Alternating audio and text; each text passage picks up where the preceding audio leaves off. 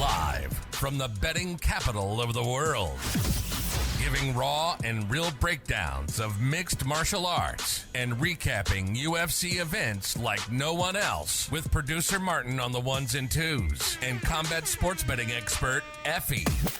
You're listening to Any Action Sportscast. Any Action Sportscast. So put your headphones on and let's take this podcast to the next level. This isn't a podcast. It's a sportscast. What is up, guys? We are back. It's your boy Effie with Any Action Sportscast here to go over UFC Vegas 84, Magomed Ankalaev versus Johnny Walker. It's the first fight card of the year. The UFC is back after 4 weeks off, man. It's been a long break, but this is actually a very good fight night card here at the UFC Apex. Main event is going to be a banger. It's a rematch. Co-main event is going to be a banger. It's also a rematch. And throughout the whole card, man, I think they're going to have a really good card filled with a lot of closely lined fights. And a lot of these money lines, we'll talk about it in the show, are on the move, man. A lot of these money lines have had 4 weeks to marinate in the market. You know, a lot of movement on these lines. So we got to be smart about our bets. So yeah, man, without any further ado, hit that like button, hit that subscribe button, and let's get right into the fights. In the very first fight of the year, we have a men's flyweight fight between Felipe Bunes and Joshua the Fearless Van. Bunes comes in making his UFC debut with a 13-6 record. He comes in at plus 190 on the money line. He is 34 years old, 5'7", with a 71-inch reach. He's fighting Joshua the Fearless Van, who comes in with a 9-1 record, currently sitting at minus 230 on the money line. He is 22 years old, 5'5", with a 65-inch reach.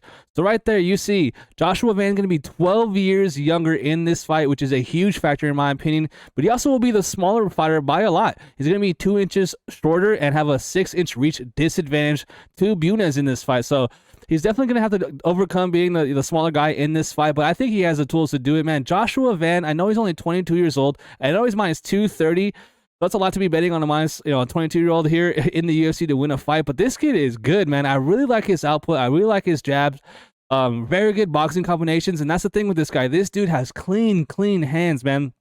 The output this dude has shown in his 2 UFC fights so far has been insane, man. He has landed over 100 significant strikes in his 2 UFC fights so far.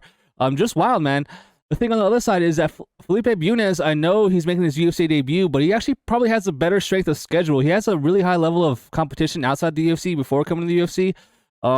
He's coming off a win where he won in LFA, and Felipe, he strikes me as someone that he won't have the technique or be as crisp as Joshua or even throw as much in my opinion, but to me, he will make his shots matter more. He has more power in my opinion than Joshua Van. And he's never been knocked out, man. He's pretty durable. He is 2-4 in the 6 fights in his pro career that have gone to decision.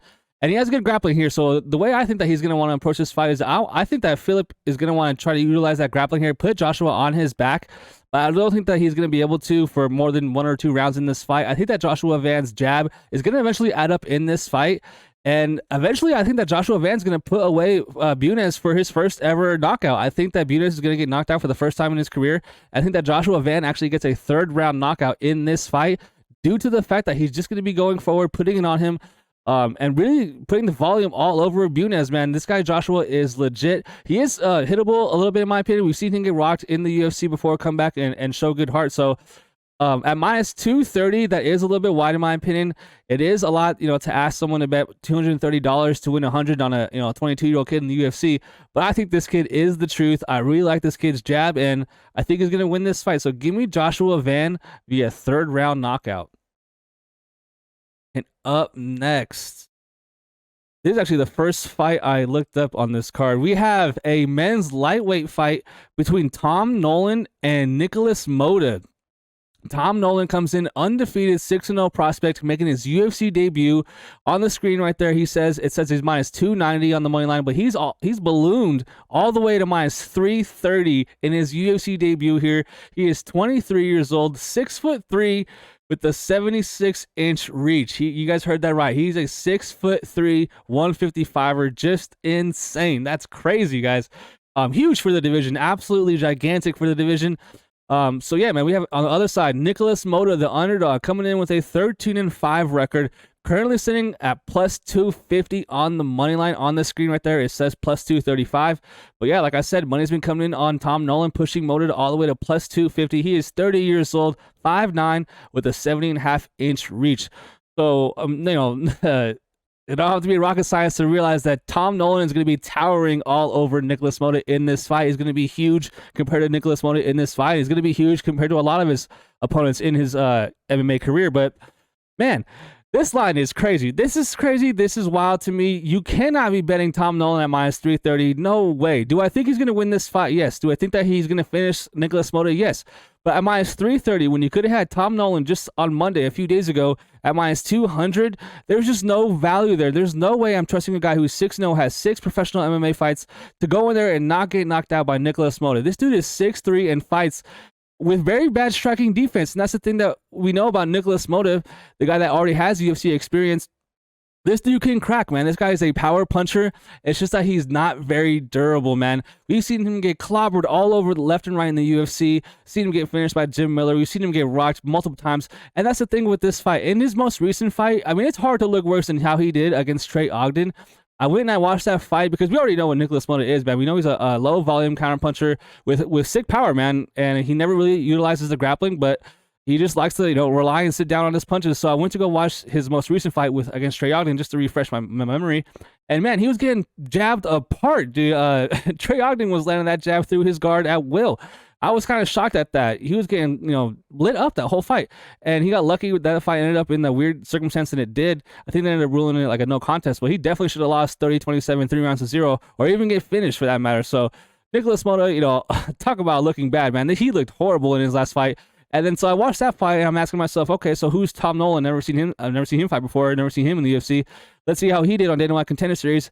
And I'm telling myself, okay, before I watch this guy's fights, if he has any sort of jab, I'm gonna pick him to win this fight. And the second punch I see him throw, he drops the opponent. Man, this guy clobbered some dude on Dana White Contender Series. This guy right here. Who is it? Bogdan Grad. He murked that dude. He rocked him left and right, finished him. And if you watch that finishing sequence, you can see Dana White in the background kind of freaking out, getting out of his seat, doing all, kind of getting crazy, like, oh man, what a knockout, right? And so it's just funny to me that they see that fight. They think about, okay, who can we match this guy up with? And they think, you know what, let's get him Nikolas Motta, the guy that's been finished in all 5 of his professional losses, the guy that's been knocked out 4 times in his career, and that's been knocked out by guys like Jim Miller in the UFC. So give me Tom Nolan to catch Nikolas Motta in that second round, whether it be a knee up the middle or just a hook from the outside. But, bro, Tom Nolan has bad striking defense, and he's there to be hit. If you like Nikolas Motta to win, go ahead and take him to win via knockout. I think that's going to have crazy value. And I even think that a moneyline bet on Nikolas Motta isn't the craziest play. I just think that Tom Nolan is the guy that the UFC wants to win, but sometimes it doesn't matter, guys. Sometimes the UFC can want certain people to win, and they still got to get the job done inside the cage. So definitely a step up in competition for Tom Nolan, and he's definitely have to be safe here for 3 rounds or up until he finishes Nikolas Motta. But man, I can't trust Nikolas Motta with my money or a pick here. That chin isn't very good. He's super hittable, low output. Give me Tom Nolan, the 6'3", 155er, to come on and get a finish in his first UFC fight. And up next, we have a slaughter. The widest line on the entire card. We have Westin Wilson in the featherweight division taking on Gene Silva. Westin Wilson comes in with a 16-8 record, currently sitting at plus 550 on the money line. 34 years old, 6'1", with a 73-inch reach. So that's also crazy. A 6'1" featherweight, just insane, dude. That's insane. That's an insane frame for a 145er. On the other side, he has Gene Silva, the Brazilian, with an 11-2 record, currently sitting as a minus 800 favorite. He is 27 years old, 5'7", with a 69-inch reach. So right away, guys, you see minus 800, you see minus 900. There's no way you're betting that. There's no way you're parlaying that. There's no way you're doing anything with that money line. You have to pass on that. They're forcing you to not bet on Gene Silva here because it's easy money. It's free money. He's going to win this fight. He's going to finish Westin Wilson in this fight. Westin Wilson is a guy who actually has a good amount of submissions on his record. But it's weird the way he fights. He's more of a kickboxer. He comes from the same gym as Wonderboy Thompson, the karate guy, and he fights with his hands super low. And it's not, it's not surprising that he's getting finished in a ton of his fights because he's super hittable and he's someone that has horrific, terrible striking defense. He got matched up in a tough fight in his UFC debut against Dranison Brito, where come on, Dranison Brito was also like minus 1,000 against Westin Wilson. And yeah, he finished him in that fight. Westin Wilson tried to go for like a knee bar leg lock, and got shown that jiu-jitsu isn't real and got pounded out. But man, to get Joanna Brito and then to get Gene Silva in back-to-back UFC fights, they do not like Westin Wilson. They're going to make this guy go 0-3 and then probably cut him. So I just don't think that Westin Wilson is UFC caliber. Gene Silva has to avoid rocking Westin Wilson and then getting submitted from guard here, but I don't think it's going to happen, man. I think that Gene Silva is going to easily catch Westin Wilson in that very first round due to his horrific striking defense and win via a first-round knockout, which honestly is probably around -150 if you bet that. This is bona fide, black and white setup fight. Give me Gene Silva first round knockout. Up next, we have a very good fight in the bantamweight division between Farid Basharat and Taylor Lapilus. Basharat comes in undefeated, 11-0, currently sitting as a -250 favorite. He is 26 years old, 5'8", with a 71-inch reach. He's fighting Taylor Lapilus, who comes in with a 19-3 record, currently +205 on the money line. 31 years old, 5'6", with a 73-inch reach. Now, this line is also on the move. Money's coming in on Basharat, and man, I don't feel comfortable with that. This line already in itself feels wide, in my opinion, and I'll get to why, man. So this fight is between two really well-rounded fighters. Both these guys don't really have a weakness in their game, but I do think that Taylor Lapilus can be taking advantage here in the grappling from Farid Basharat. On the feet, it's going to be a pretty clean 50-50 matchup. And honestly, I'd probably give the striking advantage to Taylor Lapilus here, the underdog in this fight. But the fact that Farid Basharat should be able to get this guy down and keep him there or even pass his guard and get into a really advantageous position is why I think he's going to win this fight. I actually think that he's going to win a decision in this fight, but Taylor Lapilus, to me, is someone that has a wide money line in this fight. We saw him in his last fight against Lofgren, where we actually bet on him in that fight as well as an underdog, and he won for it. So it's not like I'm doubting Taylor Lapilus' skill, but it's just that if he does get put on his back, I don't really foresee Basharat letting him up. And I really foresee Basharat working on the mat and making those takedowns really matter and really utilizing them. Whereas we've seen guys kind of hold people there and not really do much, and the guys get up and it was kind of a takedown for nothing. But Farid, to me, doesn't strike me as someone that's going to do that. I think that he's going to utilize that grappling here because on the feet, if he just stays for 15 minutes against Taylor Lapilus, he's going to make this fight way closer than the line indicates. And I don't feel comfortable playing -230 or 250, 285 on Basharat. Man, he's good. Don't get me wrong. He is good. He has a very good skill set, very good striking, very quick, and nasty submissions and good grappling. But he's still a little green, in my opinion, in the UFC. And Lapilus has a lot of experience, man. This is actually his second run in the UFC. He went 3-1 in the UFC, got cut, won some fights overseas and other promotions, and he came back and won his underdog in his very first fight. So they're giving him a good prospect here in this fight in Farid Basharat. But I do think that Basharat will win this fight, and I'm actually going to go via decision, but this is going to be a close fight, and if someone comes out and wins this fight in dominant fashion, that will definitely surprise me. But I think that this fight goes the distance, goes all 15, and Basharat wins due to the grappling. If he does get it finished, it'll have to be a submission or a ground and pound finish, but give me Basharat to win this fight via decision. And up next, we have another very live underdog, in my opinion. We have Marcus the Maniac McGhee taking on Gaston the Dream Killer Bolanos. McGhee comes in with an 8-1 record, currently sitting as a -280 favorite. He is 33 years old, 5'8", with a 69-inch reach. He's fighting Gaston Bolanos, who comes in with a 7-3 record, currently sitting at +225. He is 31 years old, 5'7", with a 69-inch reach. So yeah, man, I'm going with Gaston Bolanos in this fight. I'm going with my first underdog of 2024, Gaston Bolanos over Marcus McGhee. And there's something against Marcus McGhee, man. I like him. He's a very well-rounded fighter. Good striking and good power from Marcus McGhee. And he's someone with a very good fight IQ as well. He comes from a very good gym. And the thing with this fight is that he's fighting a striker who's probably going to be equal, if not better than him on the feet. Gaston Bolanos is a Muay Thai kickboxer with overseas kickboxing experience. He has good hands and good kicks for sure. Really good side kicks to the body, really good front kicks. Can throw out of both stances. But the thing with Gaston Bolanos is that he can get taken down by inferior grapplers than Marcus McGhee. The fact that Aaron Phillips was able to get him down is a huge red flag, in my opinion, here for Gaston Bolanos. But man, everyone out there, I don't want to say everyone, but like, man, to be -280 for Marcus McGhee, you pretty much have to know for a fact he's gonna wrestle here. And I don't really see that from Marcus. Marcus has never been someone, in my opinion, that goes out there and tries to mix in some takedowns, some level changes to get the guy's hands down at all. He's more of a striker. He goes forward. He wants to get in brawls.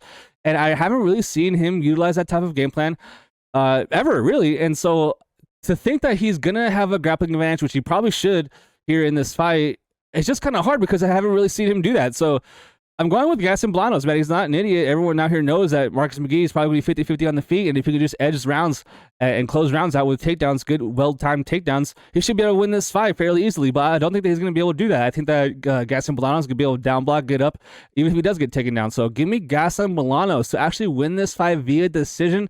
I'm going with my first underdog in this card. So yeah, Bolanos, decision, and it's going to be a good fight. And up next, another super live underdog. We have, this is such a good like match made fight card. We have a welterweight fight between Matheus the Jedi Semelsberger against Preston Parsons. The Jedi comes in on a 2-fight losing streak with an 11-6 record, currently sitting as a -130 favorite. He is 31 years old, 6'1", with a 75-inch reach. He's fighting Preston Parsons, who comes in with a 10-4 record, currently sitting at +105 on the money line, and he is 28 years old, 5'11", with a 72-inch reach.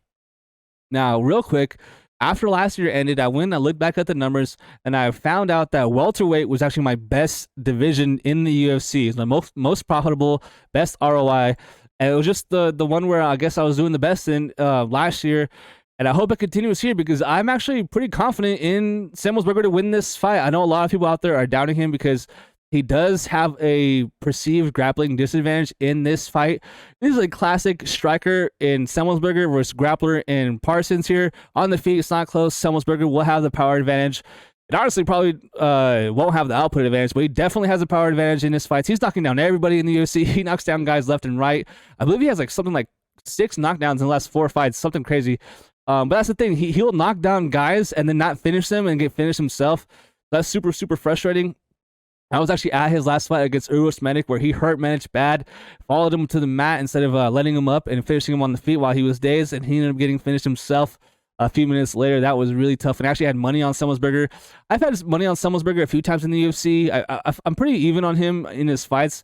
But as far as Preston Parsons, he's definitely going to, clearly going to be looking to grapple in this fight. He needs to get Semelsberger down, or else I think he's going to get knocked out like how D-Rod did him. I think Semelsberger is going to catch him. I think Semelsberger is going to catch him early. I think that Semelsberger knocks him out. Give me Semelsberger inside the distance. But if he doesn't do it early, the longer it goes, the worse I'm going to feel about him. No money for me on this fight yet, but I'm liking Semelsberger in this fight. Give me the Jedi. And up next, we have a heavyweight fight between the legend Andrei Arlovski and Waldo Cortes-Acosta. Andrei Arlovski comes in with a 34-22 record. He is currently plus 430 on the money line. He is 44 years old, almost 45 at this point, 6'3" with a 77-inch reach. He's fighting Waldo Acosta Cortez, who comes in with a 10-1 record, currently sitting as a massive -600 favorite. He is 32 years old, 6'4", with a 78-inch reach. Now I'm going to keep this one super short. Cortes-Acosta is going to knock out Arlovski here in that very first round, and if not in the first round, he's going to do it in the second round. And if Waldo Acosta loses this fight, he should be banished and cut from the UFC. And yeah, man, no disrespect to Arlovski, but he is clearly done, falling off a cliff, 45 years old, and he's getting fed to a slaughter here. They want him to lose this fight. Clearly a setup spot here for Salsa Boy to win this fight and trying to add a quality name to his resume here. But Acosta has good boxing, good hands here. And it really comes down to, can he check leg kicks, man? We saw him get his leg chewed up to bits in the UFC many times, actually. We saw him get chewed up big time by Marcus Rogerio de Lima in that fight. And it's just, I don't know if he knows how to check leg kicks or if he just chooses not to. Definitely weird that Cortez can't check leg kicks at all. And Arlovski has good leg kicks of his own. So I'm definitely expecting Arlovski to come out and start pounding those leg kicks right away. Inside leg kicks, outside leg kicks on Acosta Cortez here. But I think that Cortez will be able to counter here with his straight jabs here and eventually put down Arlovski. Man, Arlovski has scar tissue on his entire head. He's super old, man, 45 years old. Time to hang him up. Give me Cortes-Acosta to win this fight via first or second round knockout. And kicking off the main card, we have an absolute train wreck of a fight. We have Phil Hawes taking on Bruno Ferreira. Phil Hawes comes in with a 12-5 record on a 2-fight losing streak, currently sitting at plus 105 on the money line. He is 35 years old, 6 foot tall, with a 77.5-inch reach.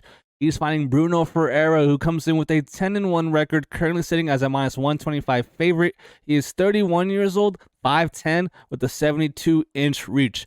Now, I've been going back and forth all week, or last few weeks, on this fight, and I am going to go with Phil Hawes, the underdog in this fight. I know it's tough, guys. So if you don't know anything about MMA, or if you don't watch the UFC regularly, you have to know Phil Hawes is a very good fighter. He's honestly probably the better fighter in this fight. Better wrestler, better striker, more output, better cardio, more proven, better wins.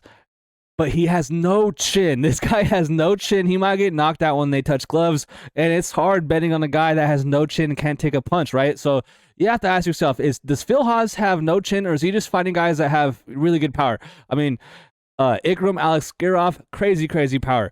Roman Dolidze, probably the most underrated fighter in that division. Crazy power. And then Chris Curtis, he was whooping Chris Curtis, and it just got caught, man. So half of me is like, man, this guy's chin has turned to dust. He's gotten knocked out in 3 of his last 4 fights, and he's getting knocked out bad. But the other part of me is like, man, he's just getting matched up and clipped by some pretty good savages. And he's fighting Bruno Ferreira in this fight who can crack, man. I know he's only 5'10", but he's a little tank, dude. This guy is a beast, but he is super small for the middleweight division. Phil Hawes, no doubt, will be the bigger guy in this fight. He's a bigger guy, more natural middleweight in this fight. And Bruno Ferreira has never been to round 3, man. All of his 11 professional MMA fights have ended in the first 2 rounds. And I don't foresee this fight getting extended, but it's just in the back of your head. So, like, I don't know how he will look in that 3rd round. But, man, I'm going with Phil Hawes. I'm going with Phil Hawes to win this fight and catch Bruno Ferreira in this fight, because I'm not sold on Bruno Ferreira. I know he looked good in that win against Gregory Rodriguez on short notice. It was an upset win. He catches an underdog. I feel like a lot of people fell in love with him in that fight, and he comes out the next fight and gets absolutely brutally slept by a dude that was about 7 feet tall and Nursultan Ruzublayev. So, man, we've seen Bruno Ferreira get hurt, man. He got knocked down in his only professional MMA loss, and he got knocked down on one of those exchanges where you throw a kick, so you're on 1 foot, straight punch down the middle, catches him, longer opponent, sleeps him bad, and he's out cold. So, man, Phil Hawes is going to be the way bigger guy. He's going to have to stay safe, not getting knocked out by the sick power from Bruno Ferreira. But, man, if Bruno Ferreira doesn't do it early, I really doubt that he's going to do it. It's just that he probably has a chance to do it the whole fight, since Phil Hawes has absolutely no chin. Give me Phil Hawes. I can't bet this. And I actually think that Phil Hawes was earlier in the week a favorite. Money came in now on Bruno Ferreira, and it's not stopping. Give me Phil Hawes to win via knockout. Oh, yes. I am so excited for this bantamweight fight. We have Ricky Simón taking on Mario Bautista. Ricky Simón comes in with a 20-4 record. He is currently minus 165. He is 31 years old, 5'6", with a 70-inch reach. He's fighting Mario Bautista, who comes in with a 13-2 record, currently sitting at plus 140, 30 years old, 5'9", with a 69-inch reach. Man, this is a banger of a fight, and a fight that I'm super excited to watch. I am going, though, with Ricky Simón to win this fight via decision, and I wouldn't be shocked to see him win via submission at some point in this fight. But this is a very good fight, so Mario Bautista definitely getting a step up in competition, and that's something that I feel like we can point out with him. He's a well-rounded fighter, good striking, good low kicks, very good body work, and good defensive grappling for sure. He has good get-ups and good defensive jiu-jitsu. But, man, I've seen guys like Canetti, I've seen guys like Jay Perrin take him down. Guys that I don't think are as good of trained grapplers as Ricky Simón. And I think that's going to be a big-time problem. I think Ricky Simón's grappling is just relentless, man. This dude averages over 3 takedowns a fight every 15 minutes. This dude's just getting takedowns at a super high clip. His success rate when he shoots for takedowns is super high. If he gets denied, he just goes to the next one. He's very good at chain wrestling. And I feel like he's going to have Bautista on the winning track of the whole fight. The only way I see Bautista winning this fight is if he knocks out Ricky Simón. Ricky Simón's been clipped in the UFC. We've seen him hurt for sure, but I just don't see that happening. I don't think Mario Bautista has power like that. And I think that Ricky Simón is going to bounce back after getting a very tough fight in Song Yadong with a very, I don't want to say lesser, but an easier matchup for sure in Mario Bautista. I mean, you can, look who Bautista has really beat in the UFC. A lot of those guys aren't even in the UFC anymore. Whereas Ricky Simón, I think that can still have title, shot aspirations here. I'm not saying Mario Bautista can't at some point in his career, but I just think that Ricky Simón is actually just way better than Mario Bautista. I feel like he's a better overall fighter due to the fact that he has such good grappling. His striking isn't bad out either. He has good output. But I will give the striking advantage here to Mario Bautista. If Ricky Simón is shooting and getting stuffed in this fight over and over again, it's going to look bad, and Batista's going to win this 5v decision. But give me Ricky Simón to grab Bautista, really get him down, and not let him up. So give me Ricky Simón to win via decision, and I wouldn't be shocked, like I said, to see him get a late, let's say, second or third round submission. But my pick is Ricky Simón via decision. Up next, we have a super old fight, a fight between two guys in the elderly division. We have Jim Miller taking on Gabriel Benitez. And yeah, man, shout out to Jim Miller. What a legend. The dude has been around forever. He's fought on UFC 100. He fought on UFC 200. Now he's trying to fight on UFC 300. And man, I actually think that he's going to run into some trouble here. We'll talk about it in a second. I'm trying to do that. He comes in with a 36-17 record. He is minus 120 on the money line. He is 40 years old, 5'8" with a 71-inch reach. He is fighting Gabriel Mowgli Benitez, who comes in with a 23-10 record, plus 100 on the money line, 35 years old, 5'8" with a 71-inch reach.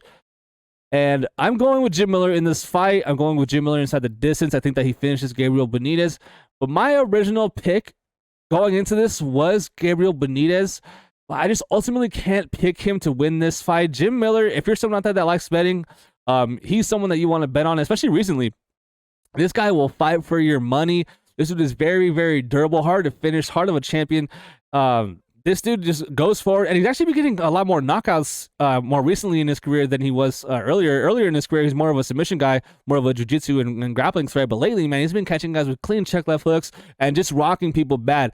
And that's the thing. He's finishing a lot of lower level guys, man. I'm not gonna lie. Nikolas Motta finished him. Eric Gonzalez finished him. An old Cowboy Cerrone finished him. Lost to a good Alexander Hernandez, in my opinion, and then finished Jesse Butler. So I mean, Jesse Butler, I don't even know if he's in the UFC anymore. Whereas Gabriel Benitez, he's getting killed by a lot of people as well. But that's the thing that he doesn't have that Jim Miller does have is Gabriel is super inactive. He takes long breaks in between his fights. I mean, Billy Quarantillo put a beating on him.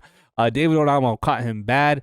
And he got a win over Charlie Ontiveros, who I think has been cut from the UFC since then. But yeah, he's super inactive, so that's very worrisome. I know he's 35 years old. Against a 40-year-old here, so I'm not rushing to the window to bet either guy here in this fight. Give me Jim Miller. I think that he wins, like I said, via finish. There's just nothing from Gabriel Benitez other than his leg kicks. I think they're going to really, separate him in this fight. Don't get me wrong, Gabriel Benitez has very powerful leg kicks. But dude, man, Dustin Poirier said that Jim Miller has the hardest leg kicks he's ever fought. And he fought Justin Gaethje twice. So give me Jim Miller via knockout in that third round. And in the co-main event, we have a rematch, a banger of a fight. And if you guys could do me a favor, hit that like button, hit that subscribe button before we talk about this fight. We have Matheus Nicolau taking on Manel Starboy Cape. Or is it Cop? I think it's Cop. Matheus Nicolau comes in 19-3-1, currently sitting at plus 195. He is 31 years old, 5'6", with a 66-inch reach. He's fighting Manel Cop, who comes in with a 19-6 record, currently sitting as a minus 245 favorite, 30 years old, 5'5", with a 68-inch reach. I'm going with Manel Cop in this fight. I think that he's going to avenge the loss that he had against Matheus Nicolau. And let's start with Manel Cop, man.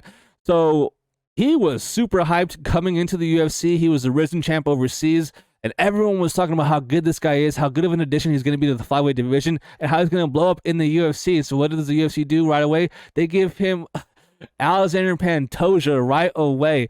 And that was crazy because that should tell you right away how highly the UFC thinks of Manel Cop to match him up with someone as good as Pantoja.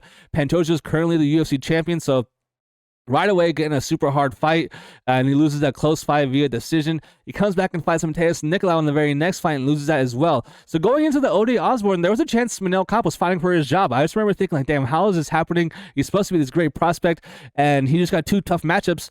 Justin in the UFC, goes out there and finishes Ode Osborne, flying knee, finishes Zagmugulov, worked David Dvorak all over the octagon in that fight, and then won his last fight against Felipe Dos Santos. So he's definitely bounced back from those two early losses, but he was someone that, to me, could be a little bit of a head case. he was slipping and sliding all over the octagon in his first 2 fights, and he comes out his most recent fights. Well, so after that, with his feet taped, he was talking about how he was slipping and sliding, and he couldn't get his footwork out there, which is true. If you watch those fights, he was falling over and losing his balance. But he's someone that will land like a clean kick, spinning kick, and then kind of point and taunt and do kind of dumb stuff like that. But I think that he's been maturing since then. I actually think that he's on this track to be a champion in the UFC. And he's fighting a tough fighter, Matheus Nicolau. Matheus Nicolau, we actually picked him in his most recent fight against Brandon Royval. He got knocked out in that fight. And that's just, that's just more of a shout out to Brandon Royval. Brandon Royval was not going to get beat on that night. He hit him flush with a sick finishing sequence in that fight. But dude, Matheus Nicolau is good. He's very big for the division. I know he'll have a reach disadvantage in this fight, but I don't know how true that is. I think that he's going to be towering a little bit over Manel Kape when they have a face-off again. But I think that Manel Kape has since their first fight, improved just to win this fight. If you watched their first fight back again, Manel Kape was definitely rocking him and hurting him in that second round. And it was 1-1 going into round 3, and he just had a close third round, and in my opinion, that's what cost him. Give me Manel Kape to really put a stamp on this fight at minus 245. Let's talk about the money line here. Earlier, he was minus 220, which I really liked. He was moved over to minus 225. I still liked it, and now he's minus 245. And I'll be honest, I still like it. I will bet this. I like this up until minus 250. Anything higher than that, I'm going to probably wait until there's some buybacks, some money coming in on Nicolau. But I do expect that this line to take off and not stop in the favor of Manel Kape. So give me Manel Kape to win. I'm actually going to go inside the distance. I'm going round 2 knockout. And in the main event, we have a rematch. We have Magomed Ankalaev taking on Johnny Walker. And the only thing different in this fight is that it's at the UFC Apex in the smaller cage, and it's 5 rounds now instead of 3. Magomed Ankalaev comes in with the 18-1-1 record. He is currently minus 455. He is 31 years old, 6'3", with a 75-inch reach.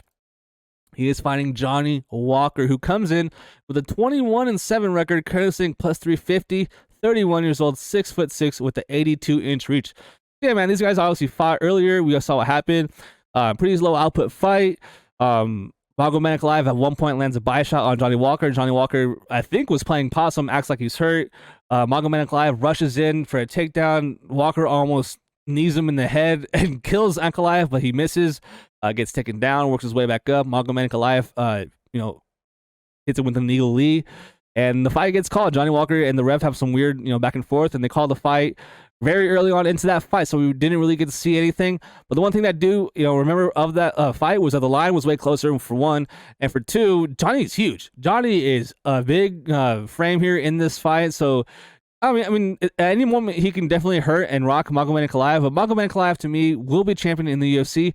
But he is very frustrating to bet on because he doesn't separate himself. He should have the ability to take down Johnny Walker here in this fight and really dominate him in this fight on the mat. But I don't think that he's going to use it. I think that he's going to try to strike with Johnny Walker and try to knock him out. Johnny Walker, we know, earlier in his career has proven to be a little bit chinny. And since then, I think that he has shown, better durability, obviously. But that it is something to be worrisome here. Earlier in his career, Walker did show some bad durability. And Magomed Ankalaev has tapped to a fight where he had 1 second left on the clock with Paul Craig. So he also can be finished. He's been hurt. We saw him hurt against Thiago Santos and play the rest of the fight kind of safe. And yeah, man. So I think Magomed's going to win. It's just about how he wins. Does he finish the fight? I do think that he will finish the fight at some point in the later rounds on the mat. I think he wins via submission in this fight. I'm going to go with a round 3 submission. And if he goes 5 rounds and wins a decision here, I want him to get skipped. I want Jamal Hill to just tell him to go F off and just not even bother, because he has some weird fights, man. The Jan Blachowicz draw was weird. And the last fight against Johnny Walker was weird. Do you guys remember when he fought Ian Cutelaba and Ian Cutelaba played possum, and then he finished him in that fight, and then they said that was not true, and he came back and finished him again, even worse. Like, he just had a weird career, and like I said, he never really separates himself, never really dominates as he should. So give me Magomed Ankalaev to win this fight via a 3rd round submission. Yeah, that line is just crazy, and for that fight, it's just about, like, at what number do they have to lay in front of us for us to bet on Johnny Walker? Because at plus 350, that's crazy, man. That's absolutely crazy. Don't get me wrong. I think Ankalaev is going to win this fight, but at plus 350, I mean, come on. That's just crazy, crazy disrespectful. But, man, I'm not going to do it. I'm not going to force anything. I'm definitely not going to force anything this year for sure. But yeah, that's the episode this week, guys. I appreciate you guys watching. And let me know what you think about my picks, about my bets so far. Yeah, follow me on Twitter, on Instagram, and all that stuff. And good luck with your bets. Hit that like button, hit that subscribe button, and we'll see you guys next week for UFC 297. Gonna be a banger. Sean Strickland versus Rodriguez Duplessis. Can't wait for that press conference. So yeah, man, I'll see you guys next week. Peace.